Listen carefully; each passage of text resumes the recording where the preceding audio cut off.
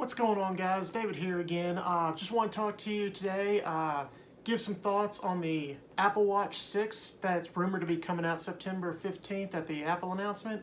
The event is the 15th. It's at 1 p.m. Eastern, if you haven't already figured that out. It's going to be online only, so you can watch it on your Apple TV or stream it online. So I wanted to talk today about that Apple Watch and a lot of the predictions that's coming out, the features they think it's going to have, and all of that. And then we'll do a follow-up video down the road when we actually see what all the specs are.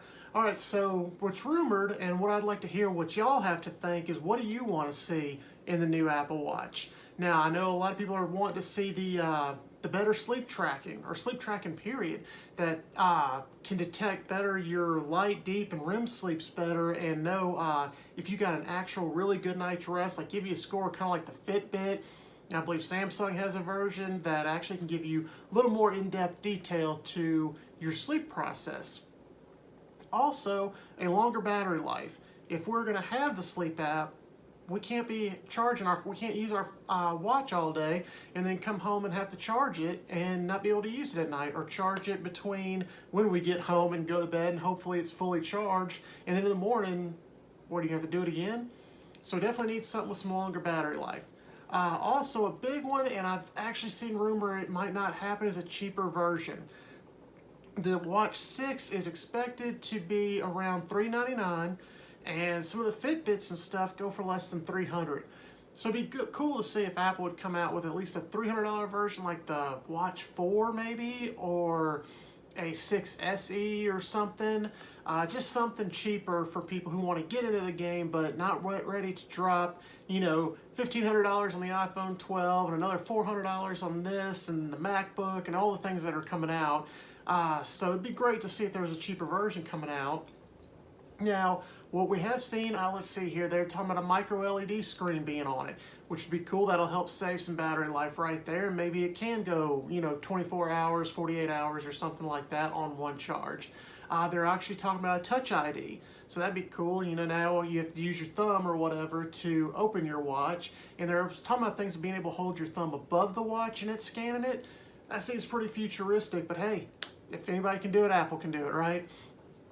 Of course, we'd in this day and age, we're talking about tracking temperature. So you can track your body temperature. It even has hand washing tracking. I'm sure you can kind of get an idea of where those kind of fit in with what's going on at the time of making this video.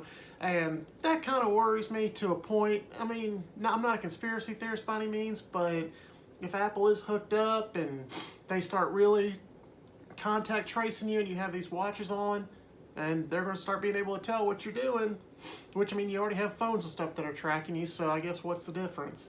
Of course, they're talking about the sleep tracking being on there. We just want it stepped up to where it actually tells us if we're getting a good night's rest. Aside from that, another good health benefit is going to talk about blood oxygen levels. So it's going to let you know if you're getting low, if you're hyperventilating or having a panic attack. Of course, from paying some of these Apple prices, you might have a panic attack anyway. So once you see that bank account, that money start coming out. So you might need the Watch 6 to help you out with that. And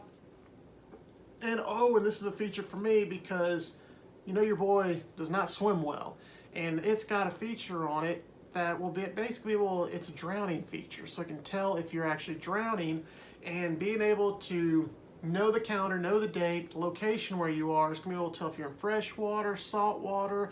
It's going to be able to pinpoint your location, and if you start drowning and maybe you're by yourself or something, it can alert the authorities and at least tell you where you are. Now let's think about that though. If it's not fast enough, you're going to drown anyway, but I mean, I guess at least they'll be able to find you faster.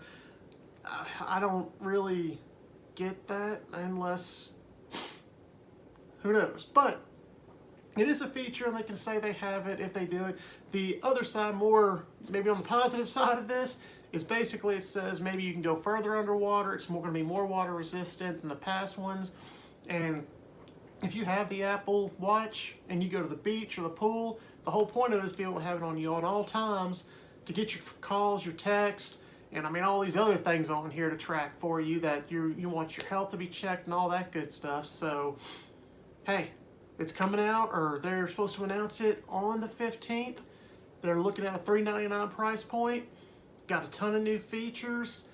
Let's just hope that it comes out and it's going to look, and it's going to look like the other watches. I mean, I don't really know how much different they can really get than what they've already had.